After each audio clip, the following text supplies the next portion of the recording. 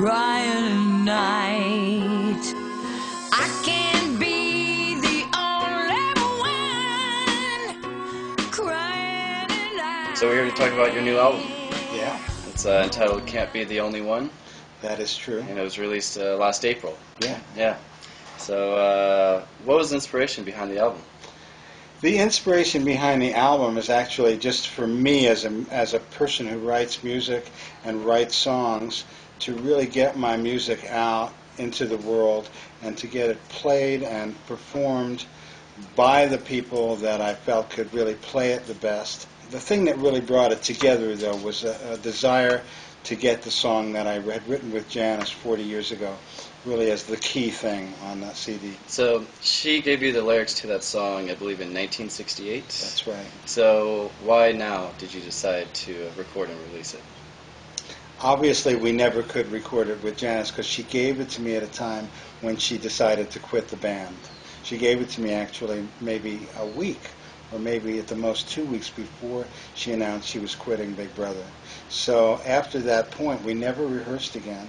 We did go out on one last tour, but we didn't rehearse at all. And we never played that song.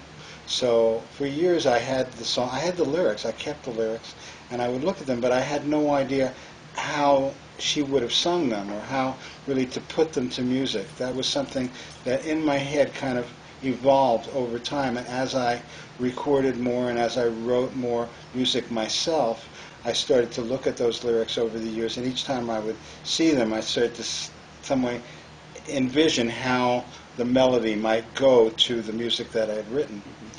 I think the real key that really changed it was I started to really read the lyrics one day and really see what they meant in terms of the time period that she was in and where she was going. And I always felt that all of the music that she sang, everything she always chose to sing, was very like autobiographical.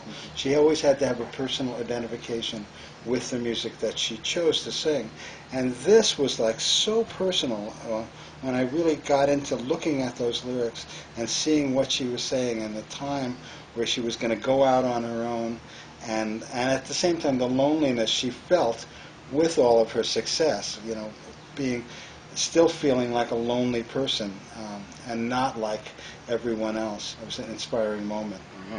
So who did you have singing the song on the album for that particular The song? singer for that song was Kathy McDonald, which is also something that I would say is a karmadelic event, because Kathy is someone who was the first singer after Janis. When after Janis died, Big Brother got back together again, and the first female singer in the band was Kathy McDonald. And I've played with her on and off over the years, and she just showed up. She just showed up in the Bay Area, in Marin County, where I was just about at the time I was ready to put a vocal track on that song. So did you create the melody for the lyrics, or did you two work I together? told Kathy the melody that I heard. I said, I think this would work as the melody, the way these lyrics could go to this riff, this music. She embellished it a little bit. She pretty much stuck to what I did, but her embellishments were important, really an important contribution. So I'm looking at this photo with you and Janis here, Yeah. and would you like to describe what's going on in this photo? This photo was taken 2 years before the event of the song Can't Be the Only One. This is in 1966, and what happened was Big Brother and the Holding Company, shortly after Janis joined the band, we decided to all live together, and we went and rented a house in a place called Lagunitas, California. And this house was a very interesting house because it was actually a very historical house. It had been a hunting lodge, and Teddy Roosevelt had actually slept there, and it had belonged to a guy named Miriam, who was a naturalist who kept Miwok Indians there and had been a friend of John Muir's. So the house had a lot of history, and we lived in this house.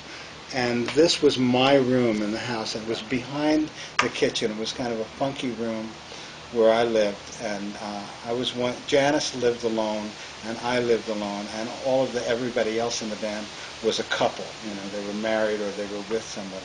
So we were the two sort of like people living alone, and we had this bond, a nice bond. We were friends, and and this moment we were just having a great time. And my friend of mine, Bob Seidemann, a wonderful photographer, was hanging around with us, and he just picked up the camera and captured that moment. So you're best known as a drummer, but you wouldn't really call this as a drumming album. No, it's not a drumming album. Mostly, this record for me was mostly trying to get the music that I've composed over the last 20, 25 years, the best of it, and I have many more songs, but these songs were songs that lyrics had been written by other people, and I felt all of the lyrics on the songs that I chose for the album all in some way relate to some kind of a point of view of the world, a certain kind of attitude. It's not a happy attitude. It's a kind of there's a lot of melancholy in it. There's a lot of wondering and questioning of things. And where can people buy the album? They can buy my album on CD Baby. They can buy my album on Big Brother and the Holding Company, bbhc.com. They can buy it on Amazon. They can download tracks on iTunes. And hopefully there'll be something on my website soon, which is DaveGetz.com. Well, thank you, David. Thank you, Billy. And the album is Can't Be the Only One. Dave Getz Breakaway with Catherine McDonald.